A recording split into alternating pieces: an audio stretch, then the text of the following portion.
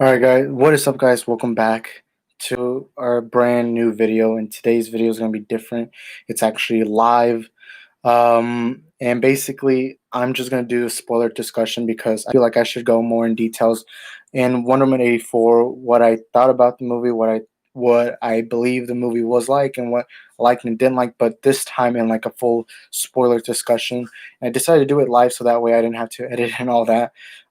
So yeah, I have this little mic right here, and I'm just gonna go into spoilers. So if you have not seen Wonder Woman 84, that suggests you click away, go on HBO Max, go to your local theater, and go and watch the film yourself. Because right now I'm going to be doing a spoiler discussion. So without that out of the way, let's get into the spoilers. So in the comments, please feel free to go ahead and put what did you think about the movie. You can put spoilers because I've already seen it. I got my bucket right here. I actually didn't get this when I watched Wonder Woman 84. I got it when I watched The Dark Knight in a Cinemark. I think back in October or November, somewhere around there. But yeah, we're gonna be doing a spoiler discussion on this, so feel free to comment your thoughts on everything. It can be spoilers. If you don't want to see a spoiler discussion, I do have a video on my channel that does not contain spoilers, so go ahead and watch that. But anyways, all right. So we got my boy Alex here in the chat. Oh wait, all right, y'all read that because I don't want to say curse words on the chat, on the video. But anyways, my let me just quickly say my whole thoughts on the movie itself. So I think it was a good movie, and it had lots of good things in it. But overall, I'm very divisive in my head on what I think of the movie. I don't know if I love, like, I can't tell you I love the film, but I also can't tell you I hate it. So I'm like in that middle. To me, I feel insanely divisive because when I tell people my thoughts on the movies, it comes off as I either hate it or I love it. But it's like I'm like mixed with it. I do think it's a good movie, but it has so many flaws that I cannot ignore. It did disappoint me because I had high expectations for it because I love that first Wonder Woman movie. I have it on Blu-ray and DVD and digital, and I really love that film a lot, and it's like in my soft spot. And going into this movie, I was insanely hyped. I was talking all about Wonder Woman 84, and it was probably the movie I hyped up the most.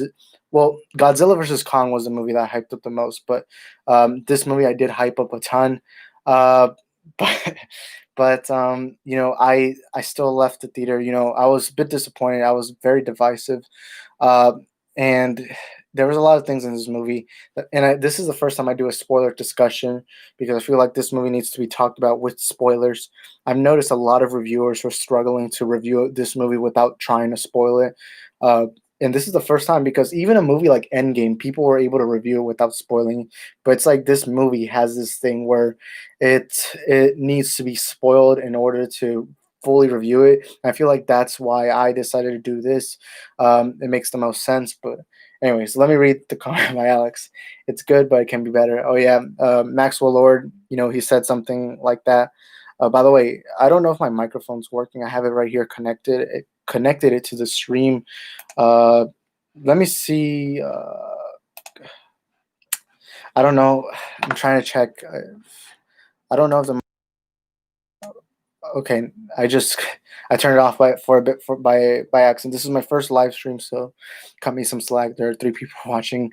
So let me get more into the spoilers because I feel like that's what you guys wanted to listen to and watch me talk about. So let me drink some water real quick.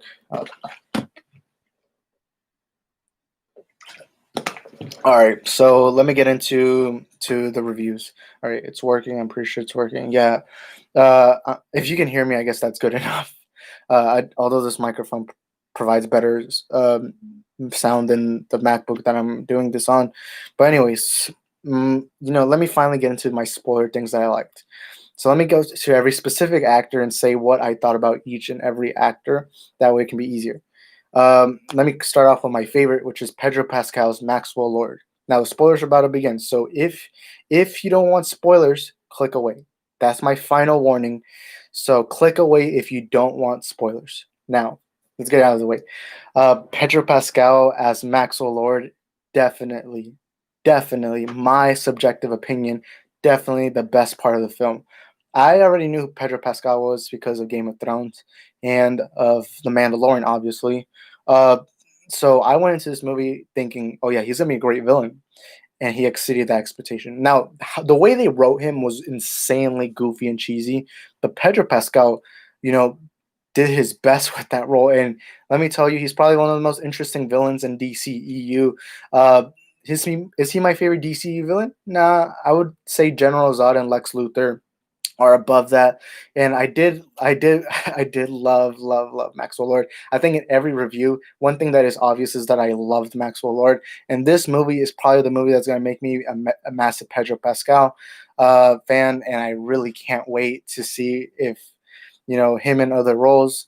Can't wait to see Mandalorian season 3. He was amazing in season 2.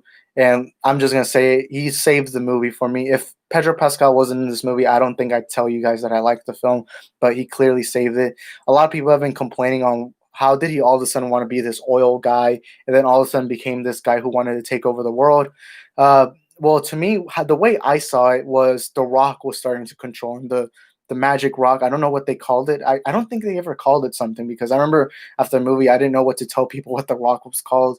I could be wrong. I know there was Latin words in it and God words on the side, but I don't know if they ever named it something. But I saw it at the end more as The Rock was controlling it. I didn't see it as, oh, Maxwell Lord is now all of a sudden changing his motivation. I feel like The Rock started controlling. I mean, you saw the blue veins. He was pale. His eyes were so red. And so I saw it more as Maxwell Lord was being taken over by The Rock itself, not that he wanted world domination. And I loved how they did Maxwell Lord. All right, let me read the comments before I get into the next actor I talk about. Okay, this is from Jose. I personally like the first Wonder Woman movie better, but I feel like they could have done better with Cheetah and with her character. All right, let me also read the next one because it's related to this. By Alex. Cheetah had a good arc throughout the movie, but the way it ended with her character was kind of off. All right, let me get into Cheetah next, which Kristen Wiig. Kristen Wiig, I've always liked her in films. Um, and when she was casted as Cheetah, I was more worried. I was really nervous of how they would handle Kristen Wiig as Cheetah. But let me just say, that was great casting. That was great casting, and I loved what Christian Wiig into this character. I really loved what she did with it, and I am someone who will tell you I love Christian Wiig. However, that first and second act of Cheetah, those were her best acts. And by the way, this is another spoiler. She was not Cheetah at that moment. She was just Barbara Minerva as someone with the cheetah like fur, the fur coats or whatever they're called. And I'm gonna say this: she was great when she wasn't Cheetah. At first, she starts off as this nice, goofy girl who's really shy, who's been in love multiple times but has never been loved herself. And the thing she had the most was the kindness, how she was so kind to everyone. And and I love that. And I loved how like when she got the rock, she started, she got makeup, her hair was done better, she had like more revealing clothing, and she was now seen as attractive by everyone. And not only that, but she got strong, she got Wonder Woman strength. And something I loved that the movie did was how she lost something valuable to her, which is how kind she was, how nice she was, how sympathetic she was, especially early in the movie when she is sympathetic with this poor man. I think that was one of my favorite scenes where the homeless guy, he calls Barbara a very nice lady, and how she gave her food, and I love that how she was really kind, and I loved all that they did in that first and second act, how they changed her up. However, in the third act, when she finally got the rock, or she finally wished to be an apex predator.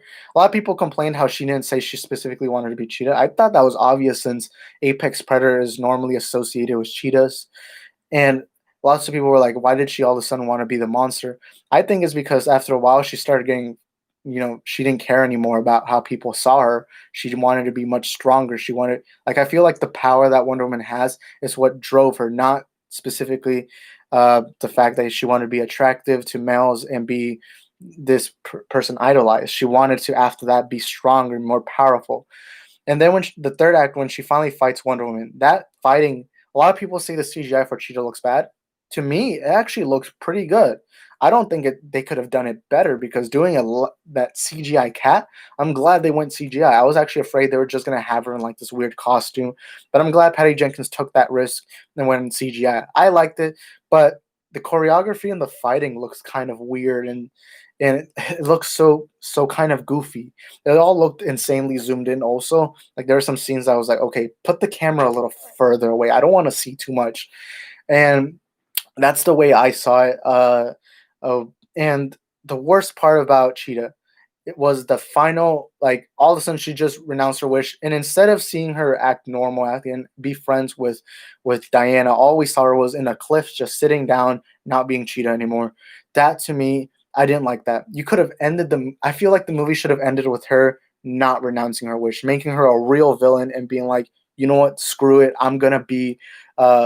I'm gonna be Cheetah forever because I love this power. I wanted her to kind of just maybe show that scene where she's still with in the cheetah thing and then just run away. Just run, you see her running away, and then that's it. That way we could have been like, oh my god, she's still out there and she could still fight Wonder Woman. Maybe she lives in secret, maybe doing criminal activities, but not too much. And then eventually in the third film, maybe we would have had her as the main villain or one of the secondary villains. The cheetah part was the part I was most hyped up for the film because I want to see how they handled my personal favorite Wonder Woman villain, which is Cheetah. Wonder Woman has a ton of decent villains, and Cheetah is the one that for me stands out the most because I don't know if most people see it this way. I see it this way, but Cheetah is like the Joker to Wonder Woman, where it's a villain where it's like her most iconic villain, or at least to me. I don't know about everyone else, but to me, that to me is how I see it. And yeah, Kristen Wiig did great with what she got. She did really well. The first and second act treated her well, but that third act really struggled, especially the specific ending. Now, let's get into Chris Pine. I'm going to say it again because I've said this multiple times already. Chris Pine in the first Wonder Woman movie stole the show. Chris Pine is the reason why that movie did so well, and it was the part that I love the most. Chris Pine has always been an actor I really respected. A lot of people get really surprised when I say this, but out of all the Chris's in Hollywood, Chris Evans, Chris Pratt, Chris Hemsworth, Chris Pine, I'll say this: Chris Pine is my favorite acting wise. Personality wise, it's Chris Pratt, but acting wise specifically, he is my favorite out of all of them. That's just my subjective opinion. So seeing him as Steve Trevor in that film was really really great. And now in this Wonder Woman 84, when they first announced it, I think they showed an image of him. I was left worried about what they were going to do exactly. I was left thinking, why are we bringing him back? Because that death was very emotional, and I don't see why they. When I saw the trailer, I was like, okay, hopefully there's some story they have. The way they brought him back, I was fine with how they brought him back, except for one thing. I didn't like how he was inside another guy's body. To me, that was stupid. I don't understand why they needed to do that. I feel like they should have just said Steve Trevor's back. Why do we need to know that he was in another guy's body? So now it leaves it weird. So now we're saying this other guy was unconscious. He was basically in a coma or something, and basically now they're breaking into his apartment, using his clothes and all that. To me, it was weird. I was like, that's the one thing I didn't like about his return. Now, his chemistry with Gal Gadot was great again. I just feel like he wasn't as iconic in this movie as the last movie. Like in the first Wonder Woman movie, the first thing I said that I loved the most about it was, "Oh my God, he, Chris Pine and Gal Gadot's connection was so great. I love Chris Pine in it. Chris Pine was all this." In this other 84 movie, I'm not that thrilled. I'm just like, okay. I mean, I guess he did good with what he got. And that's it. I feel like the reason why they mostly put it there is so that for two reasons. First of all, I think Patty Jenkins and Warner Bros. Were well aware that Chris Pine's character, Steve Trevor, was one of the main reasons why everyone loved that first film. So they were like, let's bring him back. The second reason is because I feel like they wanted that emotional stability with Gal Gadot, or not Gal Gadot, Diana.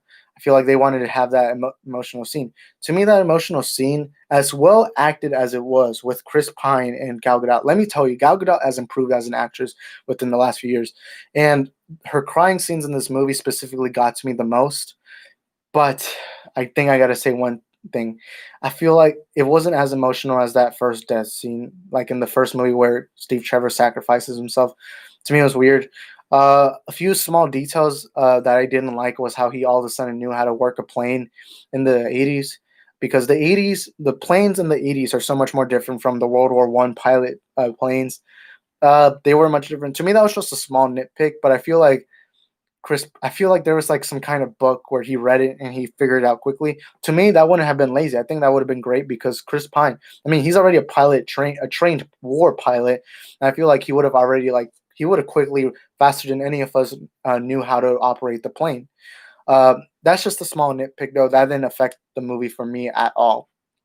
Now, let's get into the main actress of the film. Wait, before I say that, one last thing. Chris Pine he did great with what he got, but he didn't do much, honestly. Now let's get into Gal Gadot. But before we get into that, I'm gonna read some of the comments. All right, 15 minutes live already. Okay. Um, the way I see it, wait, the way I see it is that once you get power, you can't getting enough. Oh wait, you can't get enough of it. Okay, that I agree with. I agree with what Alex said. I feel like the more you got with The Rock, especially if you're a human, it was like you weren't satisfied with what you got. I feel like that quote that Maxwell Lord says, which is like life is good, but it can but it life is good, but it can be better. I feel like that quote specifically what The Rock does to you. You're think it's like us. If we were right now, like us as people, if we were right now, for some reason, someone gave us $3,000. When we get those $3,000, yeah, we're happy with it. But then you want more money. You want 4,000, 5,000, 6,000, 7,000. I think that's the way The Rock worked. Like it was starting to consume you, and that's how I saw it with Maxwell Lord and Cheetah. They were both they wanted more than what they got. They were like, okay, I already got this, and I'm already settled with that, but now I want more. Especially Maxwell Lord, who has always settled for more. I mean, his quote in the beginning of the movie, it's good. Wait, let me do it. Uh, it's good, but it can be better. That's yeah, I do agree with that comment right there. So now let's finally get into my thoughts on Gal Gadot's acting. So I see a lot of people bashing Gal Gadot, saying Gal Gadot is did terrible. This was a bad performance.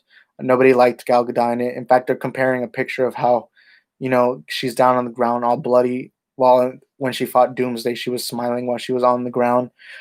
The way I see it, it wasn't Gal Gadot's fault at all. Now I'm gonna say this. I've said it in my review already.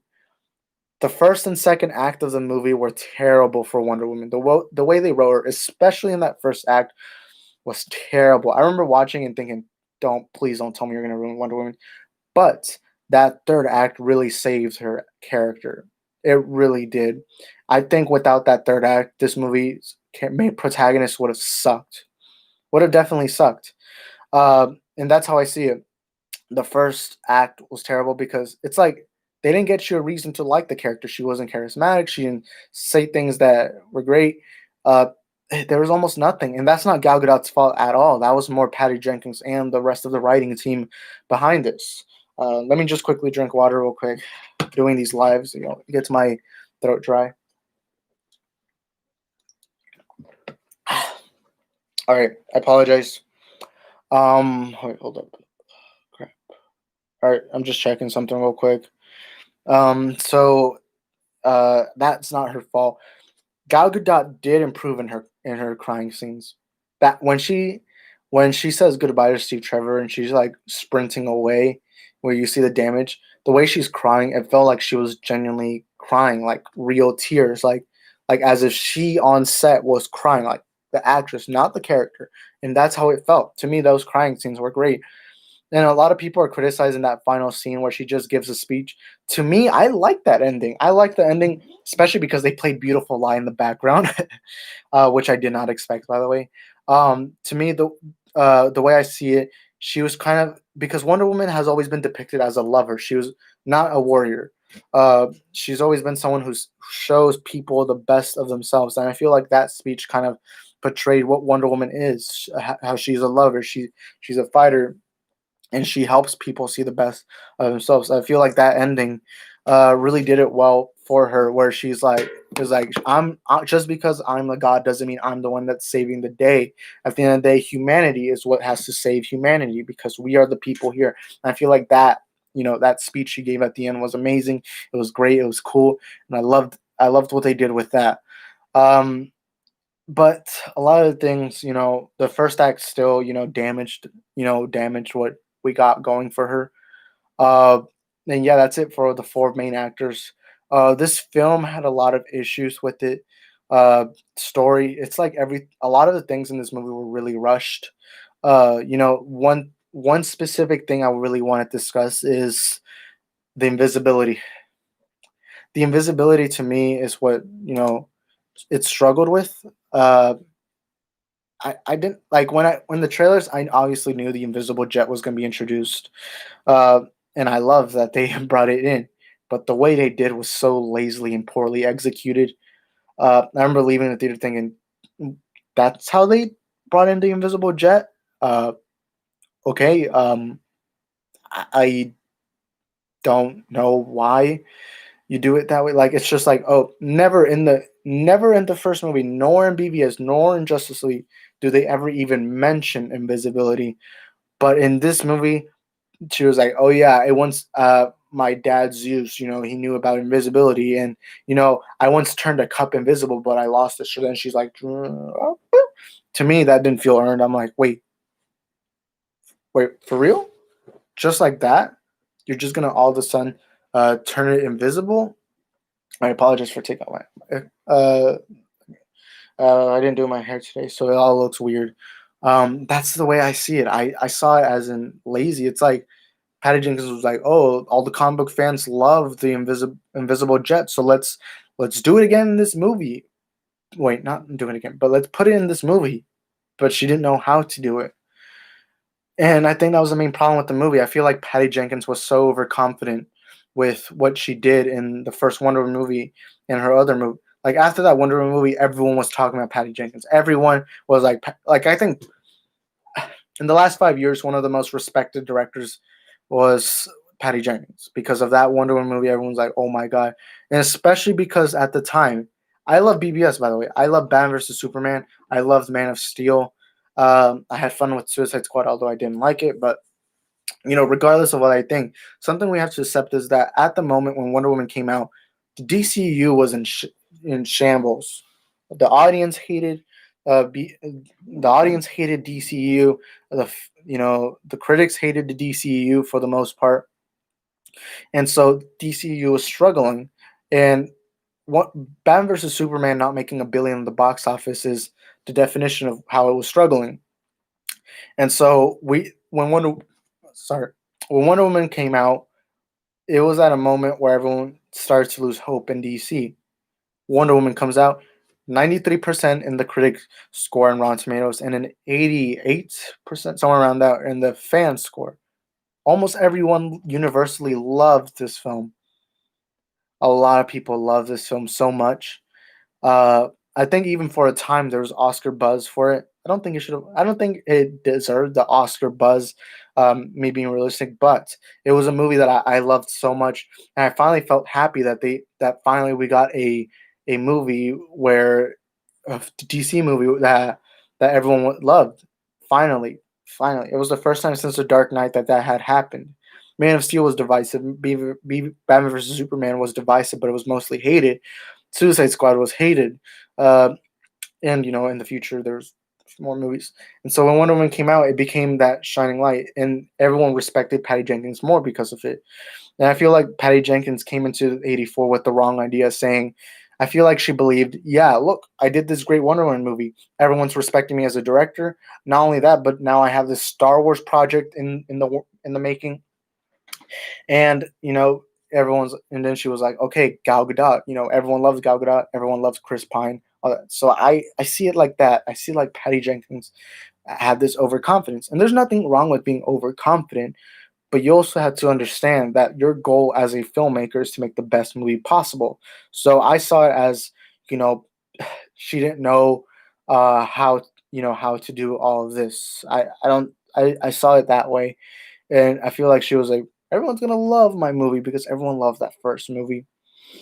And Wonder Woman 84, I think it was good, but it can be better. No, I'm joking. It disappointed me, and I feel like Patty can now look at this movie and be like, "Hey, look, every director has a bad day in the office. Steven Spielberg has had bad days. Christopher Nolan has had bad days. Uh, James Gunn, everyone. I mean, Zack Snyder, who's one of my favorite directors of all time. One movie I can't stand of his is Sucker Punch. Sucker Punch was a bad movie to me, and that doesn't mean that the director's bad. What makes the director bad is if they constantly still make bad movie after bad movie after bad movie. That's where I do think yeah, you're a bad director. Patty Jenkins, she had this one Wonder Woman 84. Still think it's good, but it can be better. uh that's the way I see it. I really hoped that the film could have been much better in that category, but it wasn't, and so I'm left with a sour taste. I still trust Patty Jenkins because remember they greenlit Wonder Woman 3, and a lot of people were like, "How do you get a third movie when this movie failed?" To me, I don't think the movie failed. I mean, I got 67% on Rotten Tomatoes. That means most of the critics liked it, and I think in the audience score it's in the 70s.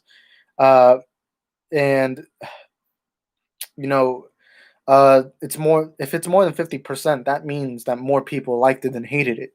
So this movie isn't really a failure. Now a lot of people are gonna be like, oh, but what about the international market? The money it made. Well, let's remind ourselves this is during a pandemic. There is still a pandemic. Lots of people want to say, oh, but China right now has places opening. Well, you also have to understand that most people in China still fear going out because let's say right now we got a vaccine. If we get a vaccine right now, and everyone gets it, that doesn't mean that automatically just the day everyone gets it, everything's going to go back to normal. No, it's going to take months to recover. Places are going to recover. Some people will still not even want to go out, not sure if the vaccine actually worked. And so that's the way I see it. I see that the money I didn't pay attention. Now, if it made like $0 at all, then yeah, I would have been like, oh, okay. Especially in the U.S. market. I don't the U.S. market. I feel like it's gonna be massively low because remember, both New York and L.A., the two biggest movie markets in America, have their theaters closed, and so I think it speaks volumes to how we shouldn't expect it to do well in the box office, not because of the movie itself, but because of the whole thing. Now, this movie, people have been saying that it was expected to make $1 billion. I expected that if it was in a normal market. But now, if this specific movie had come out, I don't think it would have hit $1 billion because the reason why the first Wonder movie did so well in the box office wasn't because it was projected to make $1 billion, but because everyone like a week after. Let's remember that first opening weekend wasn't that great, but then everyone kept hearing, "Wait, that Wonder movie's good. All right, I'm gonna go watch it." And that's how it made its money. Wonder Woman 84 right now has so much hatred to it to a point where it's like, yeah, it wouldn't have made $1 billion in the box office. It wouldn't have. That's just the way I see it. All right.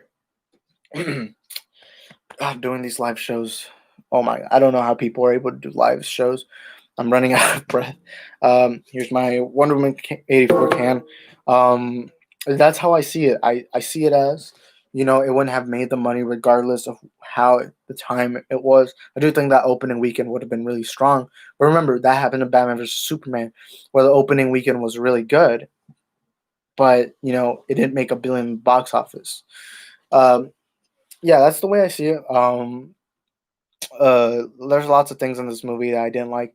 I didn't like how she all of a sudden learned how to fly. I know I've said this before, and I know people are going to call me hypocritical, but Patty Jenkins, I've always believed that directors deserve to get more creative control, full on creative control, but you also have to limit them on some things.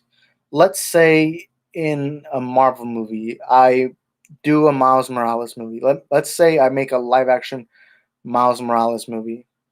Let's say I in that movie, Spider Man. I mean Miles Morales, Spider Man. he kills the Prowler. Let's say the Prowler. Let's say in that movie he kills the Prowler. We see the Prowler die, and so let's say they fired me from that movie. Like, let's say I finished a movie, they put it out in theaters, and then they fire me. Now the next director, let's say James Gunn directs a Miles Morales movie. When he comes into this sequel, and then all of a sudden they have the Prowler in there, like nothing had happened in a sequel that's after. Now you're left to blame James Gunn. Why? Because now there's a continuity issue. You're left confused, and that's what Patty Jenkins did to a lot of people. Because in Batman vs Superman and in Justice League, she never flew. She never was flying. She never flew in the movie. So you're left thinking to yourself, what? Like, did she just forget to fly, or does she not feel like flying? Is flying really uncomfortable to her? I know you're gonna say, "Oh, but DC is not in." This movie, is after the Snyder era, and Snyder was the one who made Wonder Woman not fly. Because let's remember, she didn't have her sword nor shield in this movie. Um, but Patty Jenkins still has to understand, one thing: she never flew in that movie. That was one small thing. And not only that, but Patty Jenkins was the one that chose the movie to be in the 80s. Now, let's say this movie was set after Justice League, and if she flew, great. I mean, no continuity issue. But that's not what Patty did. All she did was, oh, I'm hoping the audience forgets what happens in Batman versus Superman, and let's just all of a sudden have her fly. Now, maybe she did actually forget to fly, but that's just lazy writing right there. And to me, it's like, what? And then the way she learned how to fly was stupid. It was just Steve saying, "Oh, let the air something." He just said this line, and all of a sudden, I guess that meant Wonder Woman could fly now. She just jumped in the sky and started flying. That's it. And so, to me, that was really stupid and brain dead. I don't understand how Patty didn't see that. As Patty was like, "Oh, I can never do no wrong because my first movie did so well, and everyone loves Gal Gadot's Wonder Woman, right?" That's the way I saw it. I'm disappointed with the way they introduced her flying. I'm not opposed to her flying, but the continuity issue. Patty Jenkins still has to understand that BVS, the Snyder Cut, they both still exist. And she herself has said how much she loves Batman vs Superman. She herself has said she's probably the director who supported the Snyder Cut the most, besides Snyder. And so to me, when she ignores what Snyder did, leaves me wondering, what?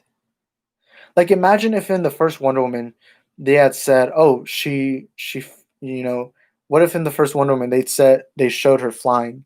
Well, that wouldn't have made sense because again, in Batman versus Superman, and before you say both that ending scene where at the end she's jumping in the sky, that wasn't her flying. That was just her jumping high. And Snyder in BVS confirmed that she could jump real high. I mean, when she's fighting Doomsday, she's like leaping very far up in the sky. And the flying thing was just kind of dumb. The flight scene itself was good, but the reason why she flies and some things like that, it was stupid. I didn't like it.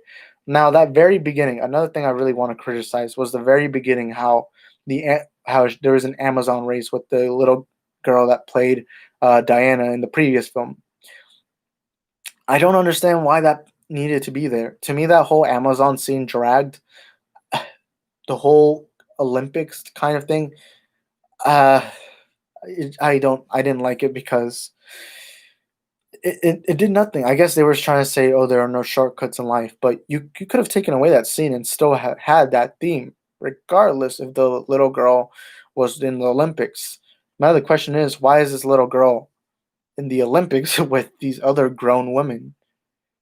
Because at that time, Diana, she was known to be molded by Zeus, but at the time they didn't know how. Remember, as a child in the movie, she was restricted. She wasn't, she wasn't seen as powerful because that's what the first Wonder Woman movie established. Uh, but the fact that they just had her racing with a bunch of other Amazonian women, I found it really weird. I didn't like that first beginning race. And I didn't, that to me, that was a massive struggle and a massive drag. I didn't like that beginning. After that, I did start liking the beginning because it was like this 80s vibe. Yes, I do criticize the whole thing about the first act and the second act being weak, but still, it to me it just massively struggled. It could have been done much better. It really could have. And hopefully Patty Jenkins learns from this mistake. And I have no doubt that third Wonder Woman movie will be great. All right, so I just got a comment right now, so let me read it. Luke Barber, I feel like the problem with the second Wonder Woman was how the plot got lost along the way, and they rushed to cheat a bit at the end. Yeah, I agree with that. Wait, let me read. Yeah, I feel like the plot. I felt like the movie was trying to be more ambitious than what it wanted it to be. I feel like Patty Jenkins is like, yeah, let's have this end of the world situation. Let's have this big event. But then at the end, she was like, okay, how do we do it? Like, how do we end it? And then they were like, "Oh, why don't we just add Cheetah and let?" Because remember, Maxwell Lord was never a physical threat. Wonder Woman easily could have been her with or without her powers. I feel like, oh my gosh, we need more action scenes. Let's just add in Cheetah and have her, fight. And it felt rushed. I loved Kristen Wiig as Barbara Minerva in the first and second act, how they treated her. But that third act where she just fought Wonder Woman, and then after that they just had her staring at the sun, to me, I didn't like that. I didn't like that. It felt stupid, and I do agree with Luke right there. They did rush Cheetah at the bit at the end. I feel like Patty Jenkins was like, "Oh, all my comic book geeks, I bet she was like, all the comic book geeks are gonna love Cheetah because, to be honest, she got me hooked when she said that. Oh yeah, Cheetah is coming in the movie. But you also have to understand, just because you have a character in the movie doesn't mean people are going to love that character. A good example is Joker in Suicide Squad. Now, I liked Jared Leto's Joker, but even though I did, that doesn't mean that the rest of the audience did. And my opinion matters. My opinion doesn't matter whatsoever compared to the whole general audience. And Joker, the most iconic villain in DC's history, maybe even in all fictional history, everyone hated that character because of how it was done. And that's a good example right there. You can't just have this character that everyone loves and assume, oh, everyone's gonna love the character. Now, I love the first and second act of Kristen Wiig as Barbara Minerva, but the minute she turned into Cheetah, it just felt goofy and cheesy, and she was just fighting Wonder Woman. I did like the scene where they're fighting in the White House. That scene was actually really cool. I liked it, but the third act battle, it felt like they were just like, oh, but we gotta have this final third act where she has a one-on-one fight. And since Maxwell Lord isn't strong, they were just like, oh, let's just add in Cheetah there and have her fight one-on-one. All right, let me read the comments. I really don't know what DC are actually doing anymore after the potential news about its future. I don't understand why they can't just focus on making good films. That I agree with. I feel like when you're making a movie, the first thing, it doesn't matter what kind of movie, whether it's drama, whether it's action, whether it's comedy, the first thing you have to worry about is the movie good or not? And I feel like DC right now, after hearing the news from Ultra Armada, I feel like their biggest thing is, oh, we gotta have commercial, we gotta put in these characters, and we gotta make our cinematic universe again, make multiple movies, so that way we can be like, oh, look, we have multiple movies. And I feel like DC right now should not be having that mindset. Now, I could be wrong. For all I know, maybe they do have a different mindset because DC has had a lot of like right now they have a lot of movies planned that seem very director driven, like Andy Muschietti's Flashpoint, Matt Reeves' The Batman. There's a lot of things that they have that does seem like that. But hearing the news of Static Shock and Batwoman, it is concerning me a lot on how DC needs to take its time. That's what it's been doing the last 3 years. Ever since the failure of Justice League, it's like they're going slow. They're like, all right, give the directors what they want. James Wan's Aquaman did well. You know, Shazam did really well. Then you got the Joker movie. It did well. You got 3 strikes in a row that everyone loved. And I think that's how you should do it. You build up the success. And that's how DC, I think that's what DC needs to. All right, I apologize. That's how they need to continue. Then Birds of Prey comes out. I loved Birds of Prey. I did. I really liked it a lot. But like I said already, my opinion isn't the opinion that everyone needs to see. The opinion is the fans didn't like this movie. Now, yes, Rotten Tomatoes gave it its good scores. The audience and the critics, it seems like they liked it, but it flopped in the box office. And let us remind ourselves, this was before the pandemic. Even though I liked Birds of Prey, that doesn't mean the fans did because none of them went to show up.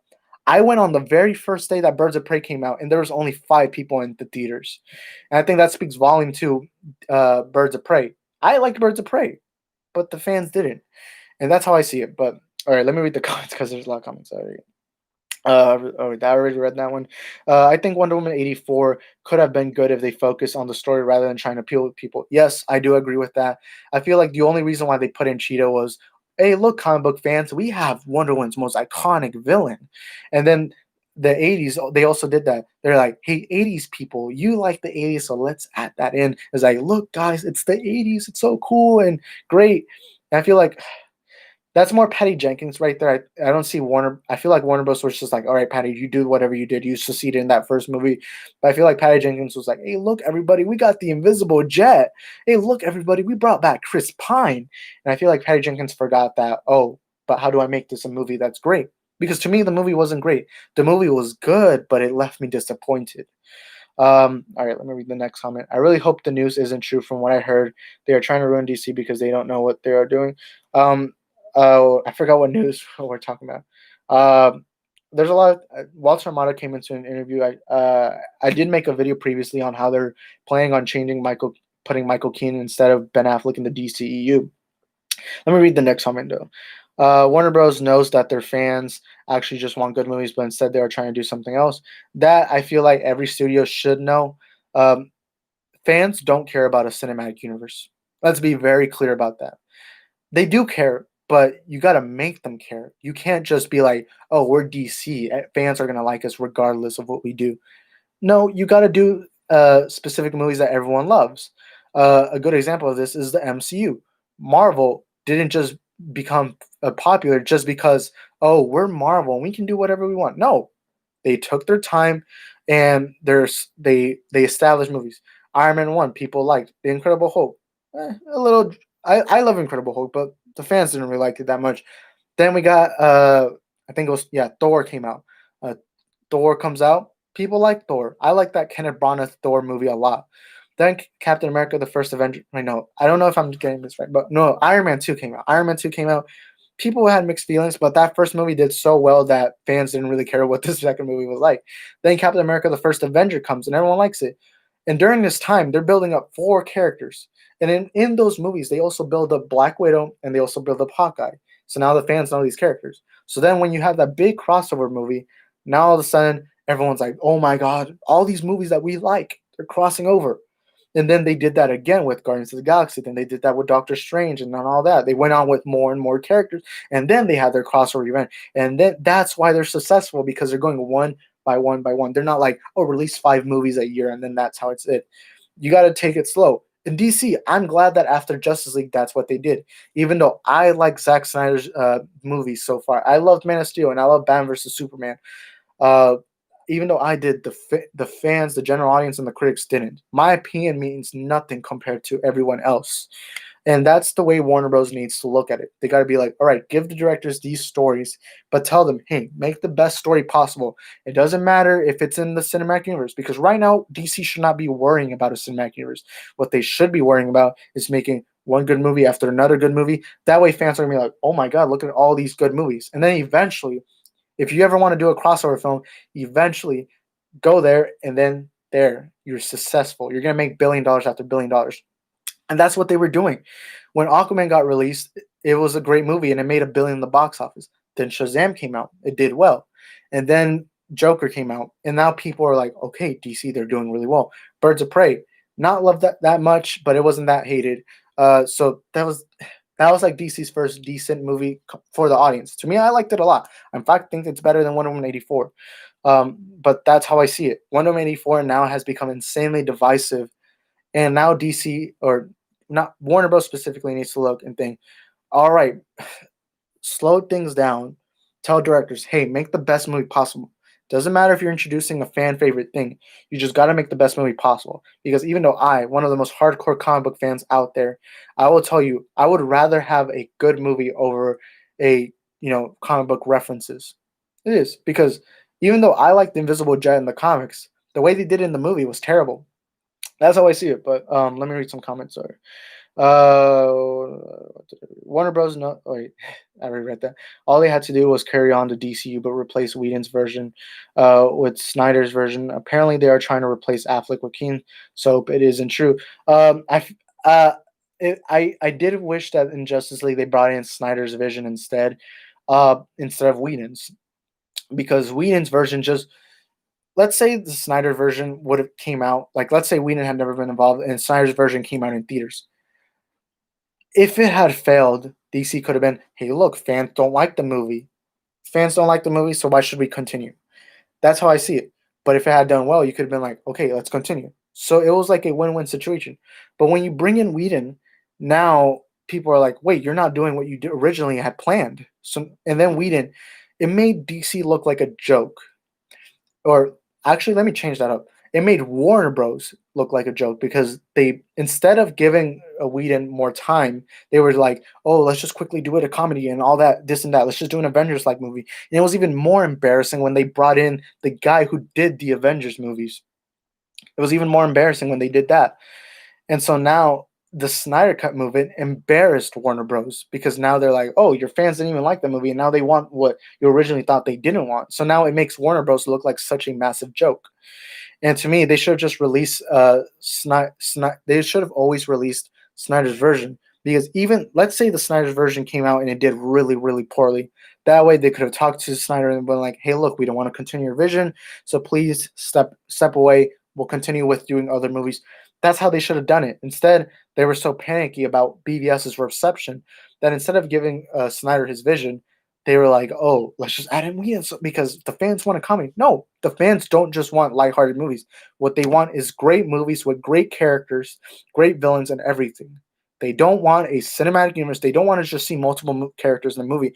What they want to see is a great movie. That is the number one thing. That is the number one thing fans want to see. They could care less what character is in the movie. All they want to see is a great movie, and that's how I see it. Hold up. All right, let me read some of the comments. Patty Jenkins has always complained about how Whedon's version doesn't have the same Wonder Woman Justice League. I mean, sorry, I didn't see the comma there. About the same Wonder Woman. Justice League ruined every single character, and they have ruined those future films. You're not wrong right there. I completely agree. They did ruin Wonder Woman, and in Wonder Woman, the first one, and also Batman versus Superman, they showed her to be this lover warrior who will fight for what's right, and how she shows humanity the best side of themselves. Justice League came and did a 180, and we're like, oh, let's just make her the one, just one of the side characters. Let's just do that. They didn't show any of her characteristics from the first films. They didn't show any of that, and and that was frustrating to me. That was more Whedon. I would blame more Warner Bros. Than Whedon at the time, because Whedon was just brought in and told what to do. It wasn't really Whedon's fault. Now I will still blame Whedon, but I think who we should be pointing our fingers to is the executives at Warner Bros. They're the ones who did that. They're the ones who ruined Gal Gadot's Wonder Woman, and that's who I think the blame should go on. And it, to me, the way they wrote her in Justice League was terrible, and they did ruin all those characters, specifically Batman and Cyborg. Superman, they did ruin Snyder's Superman because he was this very conflicted Superman who is young. He didn't know much about the world. Ben Affleck's Batman was this brutal protector of justice who had turned cruel, and they completely did a 180 on that, and they turned Batman into the Adam West Batman, and I didn't like that. They were like, "Oh, yeah, something's definitely bleeding," or there were so many cringy jokes in the movie left me very cringe. Cyborg specifically, all his scenes were cut, so all you saw from Cyborg was, "I'm part of the mother box." He just did the same face, like he was just bored. And that's not bashing Ray Fisher. That was bashing how they wrote this, how they changed the script for him. I mean, in the Snyder Cut, it's confirmed that he was supposed to be the heart of the movie. How his origin, it was basically going to be a lot of his origins in the movie. But now they just decided having this one character is like, I know where the mother boxes are. I'm going to separate the mother box. Booyah. It's like that's what they did with him. Uh, the other characters, Flash, Aquaman, and wait, who else did I not mention? Oh, Flash. Okay, Flash and Aquaman. Aquaman, they didn't do anything with him. All they did was make him an alcoholic. They didn't ruin him for me, honestly. Good thing that just a year later, they brought James Wan's Aquaman out in theaters, and I love that movie, and I love that. I will say they didn't do anything with him in the movie, so I don't really have anything to complain about that. I do think he will be better in the Snyder Cut. Flash, they turned him too much into Tom Holland Spider-Man. That frustrated me. He was just this goofy a guy who was just tripping. They made him the young kid. I don't mind if they make him the comedic relief. It's just Barry Allen is more than that. Barry Allen's a very intelligent guy, and I feel like they should have shown more of the intelligence of his character. But I guess Whedon didn't see it that way. I guess Whedon was like, "Oh, let's just make him as the funny guy because he's fast. Ha ha ha. Let's turn him into Spider-Man all of a sudden." Yeah, but oh man, I need some more water. I don't know if I have any water here, but anyways, um, the Snyder Cut actually develops all the characters, and the characters feel like they're proper characters. However, they are scrapping that. Uh, yeah, I think the Snyder Cut will. I mean, they have 4 hours on their hands. I do think they will develop the characters. I hope we see a Cyborg solo movie. I mean, we are getting a Flash solo movie. Ben Affleck's Batman deserves a solo movie. We need a Man of Steel too. Uh, Another Wonder Woman movie. I want to see a third one. See if Patty Jenkins can improve upon the failure of '84. But yeah. Oh, wait, what other character am I? Aquaman. He was saved in that first Aquaman movie. I loved what James Wan did, and I can't wait for the second one. There hasn't been many talks about it. I'm gonna assume that Black Manta is gonna be the main villain in that movie, but I don't know. I could be wrong. But wait, who else am I missing? Who? I think I mentioned everyone, right? All right. So apparently that Walter Amada guy isn't even a big comic fan. At least Kevin Feige actually cared about the characters. I'm very mixed with Walter Amada, especially today. Walter Amada before this, I think he was doing great with what he got. He instead of him controlling the movies, he was just hiring the best directors possible. I think he did his best because bringing in Andy Muschietti, James Gunn, and Todd Phillips. Oh my God, you got a lot of great directors that you brought in. I respected him a lot, and I'm glad that he kind of stepped away and was like, "Hey, look, director, read some comics, and then you do the best that you can." However, after today, now I'm very mixed with what he's doing, and I think you mentioned this earlier, Luke, about the whole how he's changing Keaton. The Keaton thing, I actually made a whole entire video on this, so if you want to later, you can check out my thoughts on this. I don't want to really go into details about the Keaton thing. Now, Walter Amada, it feels like now he's just quickly going like, okay, now that we have these movies, let's go ahead and do multiple films. And one thing that I got to respect from Walter Amada is that he brought in the Snyder Cut. But then again, I don't think that was him. I think that was AT&T telling him, "Hey, look, bring in the Snyder Cut." Why? Lots of fans are protesting it. Why wouldn't you want to release it at least on HBO Max? And so I guess he was done it. Now, Walter Amada, the smartest thing the guy has done is DC fandom. To this day, I will say this: the best thing DC has done ever since 2013 is DC fandom. Because now you have all the fans invested. They're like, "Oh my God, look at all these projects. A Flashpoint movie. Wonder Woman 3 is going to happen. Robert Pattinson's The Batman. Snyder Cut. You have so much now." And I feel like Walter Amada was the main reason for DC fandom. So I want to thank him for that. But what he said today worries me because now he's like, "Oh, we're gonna have 4 movies a year. We're gonna have Static Shock in the HBO Max. We're gonna have Batwoman in HBO Max." And I'm glad that he's giving Robert Pattinson his Batman trilogy on his own, or I think it's gonna be a trilogy, or Matt Reeves. But when I heard the news of Michael Keaton, now I'm not going to go more into details on this because I already have a solo video on that. You can go ahead and check that out. It is the last video I uploaded, so it's easy to find. But what I have to say specifically right now, just quickly, is Batman is a character who Batman is a character who is very popular. In fact, you could even debate he's the most popular fictional character of all time. I am probably the biggest Batman fan you know. I have lots of Batman stuff here. I would show you, but my MacBook's camera, I don't really want to turn it. It's in a good position. I have a Batman versus Superman poster there. I got a Batman drawing. I have a Batman poster over there. I have lots of comic book posters here. So I'm like the big. I own the entire Dark Knight trilogy on Blu-ray. I own Batman versus Superman in Blu-ray, and I grew up reading the comics and watching the animated series. However, you cannot turn Batman into a Nick Fury character. Now I understand that Pattinson is getting his own movie, so we're still gonna get Batman movies. But Justice League, let's say a Justice League movie is gonna happen in the future. In the Justice League, the one character you gotta have there is Batman. Batman is like Tony Stark in Justice League, not in character, but more in that they gotta be there because they're the most respected characters in there. Batman, the one human being, a brutal protector of justice. He is the most respected hero in all of DC. So to turn him into a Nick Fury role and bring in Michael Keaton really frustrates me. I liked Michael Keaton as Batman, but to turn him into a Nick Fury kind, no, that doesn't work. That doesn't work to me.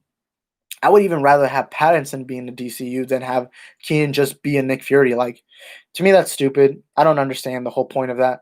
I love Ben Affleck. He's my favorite Batman, but he needs, you know, they at least need to have a Batman in that universe. If they are planning to do a Justice League movie again, you can't do it without Batman. And if you are doing Batman, you can't have him like Nick Fury because he's not Nick Fury. He doesn't just recruit heroes. He's the most respected hero out of all of them. More respected than Superman, more respected than Wonder Woman. Not only that, but let's remember, he is part of the Trinity that contains Superman, Wonder Woman, and Batman. The three. I have a rule with DC. There are three characters you specifically cannot disrespect, and it's the ones I mentioned: Batman, Superman, Wonder Woman, because they are the head of DC. So to make Batman a Nick Fury character, which is what Walter said, uh, that to me is stupid. I don't like that. But anyways, let me read the rest. I have a full video where I went full into details. It's like 15 minutes long, but yeah. Uh, Man, I'm really thirsty. By the way, I'll just show you this quick if because I think some of y'all aren't here, but weren't here. But I got this Wonder Woman 84 bucket. I think it's pretty cool. Yeah. All right. Let me read the rest. I thought. Wait. I really hope. Wait, no. At least Kevin. Oh yeah, let me just quickly say, yeah, Kevin Feige respects the characters a lot more than Walter Amada has yet. And I hope my opinion changes within a year or so, but we'll have to see. I really hope that the actors leave. Most of the actors during Justice League hated working on it. Yeah, when Whedon came in, Ray Fisher specifically is the one that spoke out the most. Ben Affleck hasn't spoken out much about it, but uh, most of the actors did say they hated it. In fact, I think Gal Gadot was uncomfortable doing some scenes, and they had to bring in her stunt double. But that must have been tough to go through. But let me read the rest. Uh, Crap. I thought Walter Amato was doing a good job by starting the solo films and allowing Snyder to do his work, but it sounds like he has no clue. I do think Walter right now is going one movie, one movie. I feel that is good, but you still got to have a plan. Like for example, if I was a DC head, I would be like, all right, Batman movie, here you go, Matt Reeves. Aquaman 2, here you go, James Wan. Do this, and do that. And I feel like I do think it's good that to put movies like that. However, the way Walter is doing it is he did that for 2 years and then decided, oh yeah, let's have multiple HBO Max series or shows, and then let's just have the Snyder Cut as a one-off. That to me is not very good business. Sorry. Let me see. He is now referring to the multiverse. I really hope that he doesn't make the solo films connected. It depends what solo films. Like, I don't want to see Joaquin Phoenix's Joker in the DCU. I think it would seem stupid for the universe. I hope that isn't. Robert Pattinson's Batman. I don't know how they would. I mean, then again, I haven't seen the movie at all yet. I don't know how you can uh, bring that Pattinson into the DCU that contains Ben Affleck's Batman, Henry Cavill's Superman, and Gal Gadot's Wonder Woman. I don't know how you do that.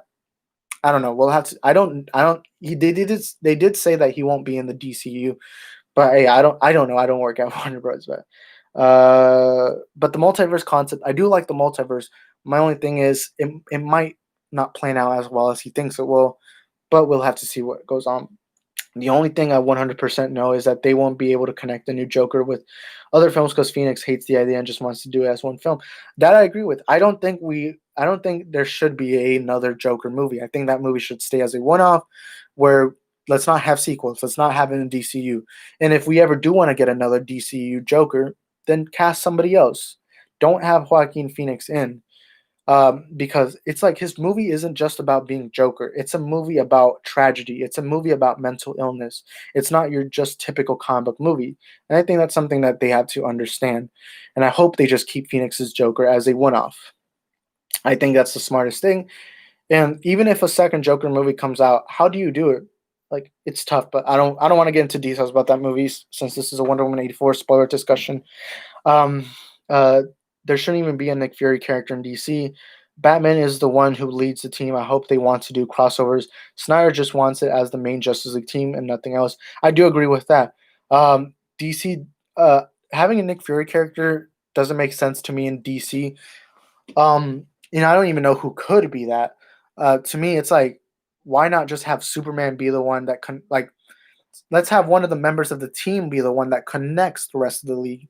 I don't understand why have this separate character, especially if the character is Batman who won't fight with them. Like, why would you have a Batman but just have him recruit members? And it's like it's your most successful character. It's the most respected character in the Justice League within the characters. I mean, in the comics, it's shown that Cyborg, Aquaman, all those characters, the one character they do not want to mess with is Batman. Not Superman, not Wonder Woman, but Batman. And he's a human. So why would you just turn him into a Nick Fury character? To me, that's dumb, but I made a whole video on it. You can go ahead and check that out. But Walter now seems to believe that all the films should be connected somehow. People just want a DCU. They want solo film movies that aren't connected to anything else, like Joker, the Batman, and the Dark Knight. That I agree with. I do believe that Walter should be doing solo movies. However, I do. Right now, they should just do solo movies. We shouldn't have another Justice League reboot. We shouldn't have that. What they should do is continue with solo movies, and it's tough to explain, but I like having Joker, Dark Knight, Batman like movies where they're their own universe. But Walter, I do think that there should sometimes be a crossover movie, but I think that should be there shouldn't be a crossover movie with the next 5 years. Nah, it wouldn't make sense. It's like they need to take their time. Right now, DC isn't in a spot where everyone loves their movies. So I do agree with that. Just right now, focus on these solo films. And then eventually, if things are doing really, really well in Warner Bros., then go ahead, do a crossover movie if you want to. So yeah. What did I? Okay, Phoenix has refused to do other movies. He's an actor who only takes certain roles and isn't afraid to leave halfway through. That's why he has never been in a bad film. Um, Joaquin, I think most movies, I'd have to think about all the movies I've seen him in. He's doing great roles, and I feel like the way he chooses his roles are amazing. He's not just like, oh, they're offering me 50 million, so I'm just gonna be in that movie. I do think now more than ever he is getting more roles. I mean, he did reject Doctor Strange and he did reject Iron Man because he didn't want to be in multiple movies, and I can see what Joaquin is doing there. Joaquin, I feel like he's someone who reads the script and then is like, sorry, having this close to me sounds insanely echoey, so I'm gonna move that. I don't like hearing that my echoey voice. That is something I agree with.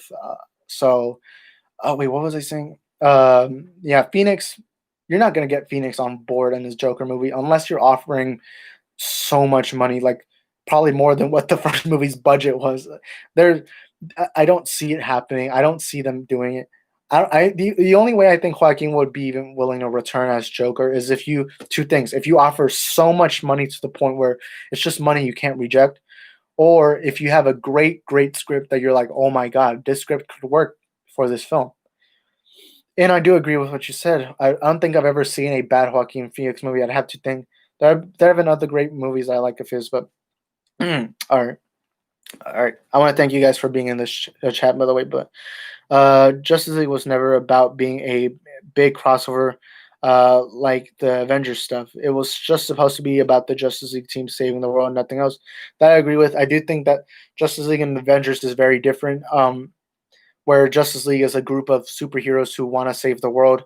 Um, but I wouldn't mind if they do solo movies. Like I would love to see a solo Flash movie, which we are getting, by the way. The one character who I want to see the most have a solo movie is Cyborg. Well, actually, no, it would be Man of Steel too. But I do think Cyborg deserves to get a solo movie at least one. Um, I'm not saying they should do the Avengers thing where they do solo characters and then eventually do crossover. I do think it's good, like the way Snyder was doing, which is have Superman solo movie, have a Wonder Woman movie, then let's get Justice League crossover. I like that a lot. But and even Snyder was planning on after that Justice League movie, have each character have their own stories. Like he wanted a Cyborg movie, he wanted a Flash movie, he wanted an Aquaman movie. I think that's how they should do it, where they have take their time, make these movies themselves, eventually, if you want to, eventually maybe have a Justice League movie. I still want to see Snyder's vision. In fact, I would love it to see Justice League Part 2 and 3. I do think the Snyder Cut will be great. I have my Snyder Cut shirt over there. But yeah, that's how I see it. Phoenix doesn't care about money. He only cares about the film, but he said no matter what, he thinks Joker should stay as a one. That is true. I do think Joaquin would accept if there was so much money to the point where it would make him like super super rich. I do think Joaquin would accept something like that. I don't think it's like if you offer him, let's say, 50 million to do Joker 2, I don't think he'd accept it. And I do think that I don't think we'll ever see a Joker 2, which I hope we don't. I do think the movie should only work as a one-off movie. I don't see the potential in a second movie. Uh, but Joaquin, I think the only way Joaquin would even think about accepting a second film is if he reads the script and he's like, "Wow, this is better than the first one." But I don't see that happening. So that's just a fantasy. But I think the Joker movie, like if I worked at Warner Bros., I would keep the Joker movie as a one-off film. That's how I see it, anyways.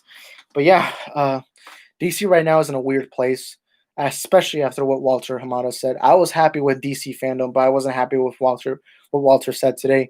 Uh, I do think they should just right now don't think about crossover movies. And if you are thinking about crossover movies, all you should really do is put Snyder's vision out there. Uh, you know, that's how I see it. Like right now, just focus on making a Flash movie, focus on making Aquaman 2, focus on doing Robert Pattinson's Batman movie. Just focus on those specific projects. Right now, do not just all of a sudden be like, oh, we're gonna have Static Shock, we're gonna have this, that. Now you can plan it and think, hey, maybe let's do a Static Shock movie, or maybe let's do something this, or that. But right now, you should not be thinking about, oh, let's have a Justice League reboot, which I don't think that's what they're thinking of right now. But yeah, it sucks because the future of DCU will now be following Justice League, which has completely ruined everything. I really hope that the actors leave their roles because of its problem. Yeah, to me, the way I was seeing it was the minute the Snyder Cut comes out, I'm just gonna ignore that Justice League movie and ignore like that happened. What I was gonna in my head, this is how I thought of it. What I thought of it is Man of Steel, Wonder Woman, Batman vs Superman, all those movies that came. And then Justice League Snyder could have that, and eventually those future movies follow in the same universe, except like movies like Batman, the Batman, and all those other movies. That's how I saw it. But the fact that Walter came out and said that Snyder Cut isn't going to be canon with the rest of the universe, um, it worries me because that Justice League movie struggled. So now you're coming in and thinking to yourself, wait. So now we have two separate stories on these characters. It's weird. I am glad that Walter did greenlit the Snyder Cut, but it's just weird. It's because of the future of the DC. Oh yeah, I already read that. Sorry. I reckon Cyborg's actor will quit, and maybe even the other actors. Affleck only came back because he thought that they would use Snyder's version. The way I see it is Ray Fisher's already out of the door. I think the only way Ray Fisher would come back is if they offered him a solo movie. That's how I see it. Uh, there is rumors that Ray Fisher will be in the Flashpoint movie, which I would love to see. Um, but I feel like Ray Fisher, there's only two things that would make him want to come back. Number one is if he gets a solo movie, and number two is if they bring back Snyder's to finish part 2 and part 3 of the Snyder vision of Justice League. That's how I see it, anyways. But yeah, I do think a lot of these actors already know what's going to be in store. I doubt that they don't know. I'm pretty sure Walter has talked to each and every one of them on what he's planning on doing. I do think Walter has a lot of things that he's planning that we don't know, because that's how business is. Um, Man, I really need some water, uh, and that's how I see it. But let's see. He wouldn't even want a solo movie. All the actors wanted Snyder's version, and previous films work with Snyder's version. They ruined all of it. I would kind of disagree with that. I do think Ray Fisher would want to come back. I don't think it would be if it was Joss Whedon directing, which let me just say, I don't think Joss Whedon will ever direct a DC movie ever again. Maybe not even a Marvel movie at all, too. I do think if Ray Fisher would accept, if they're like, all right, we're going to give you your own original story where we're going to bring in this great director and then we'll give you a good story. And I do think he will more want to join again if they bring back Snyder again and we're like, hey, look, we're going to do Justice League Part 2 and 3. That's how I see it, anyways. Hopefully, if the Snyder Cut does well, they replace the original. That's how I see it. I don't care what Walter says, how the way I see it is I see the Snyder Cut as the new version that will be seen as like if the Snyder Cut happens, I will say, oh, Shazam exists in that universe. Aquaman exists in that universe. That's how I see it, anyways. Um, yeah, that's how I see it, anyways. Uh, I think I'm about to end this live stream because it's gone an hour. I had really fun with that. I had fun with all of you guys. I would probably do more of these, but I'm insanely busy most of the time. Today, I wasn't as busy. This started off as a Wonder Woman 84 discussion video, but it went off as a DC discussion video. But I did start off 40 minutes in the move in this video where all I did was talk about Wonder Woman 84. My final thoughts on Wonder Woman 84 is that it's a good movie that did disappoint me a ton. So but anyways, let me read this last comment. I just don't understand how everyone at DC thinks they are doing the right thing. The only possible reasoning is if Disney paid them a lot. No, I don't agree with that Disney paid. No. The reason why I think that is because Warner Bros. Is a very, very, very big company too. Um, and now I'm not saying that's impossible. Things can happen all the time. I don't see that happening because Kevin Feige himself knows very, very well that if DC struggles, then Marvel will struggle alongside with it. Because the reason why comic book movies had failed in the past, back then, remember, comic book movies before 2008 were seen as a joke. Most of them felt like a joke. That's how people saw it. I didn't see it that way, but most people saw it that way. The reason why is because people would see movies like Catwoman, uh, you know, Batman and Robin, those kind of films, and they would be like, "Oh, this is what comic book movies are like." But now there's a whole different perspective. People are like, "Oh, these can be serious, groundbreaking films that change my ideology in the world." And that's why comic book movies are so successful now.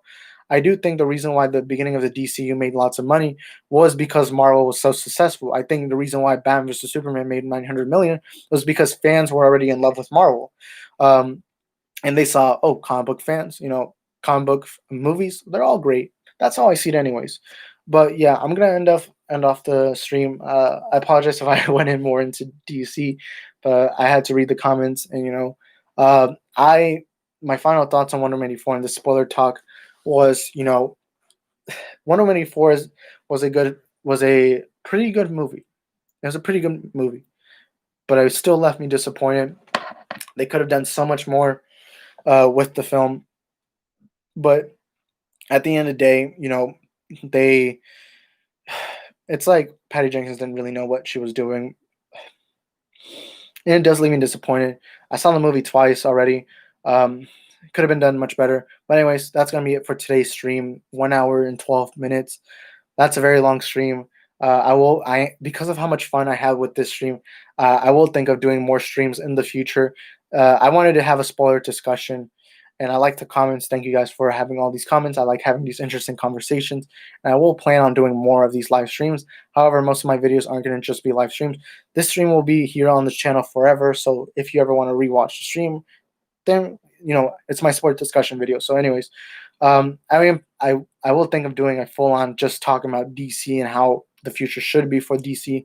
But anyways, thank you guys for watching. Please support this channel by hitting the subscribe button, hit the notification bells, hit the like button, comment down below your thoughts on what I had to say. Do you want more of these live streams? Anyways, thank you guys for watching. This was a long hour. I'm out of breath right now. But anyways, thank you guys for watching, and peace.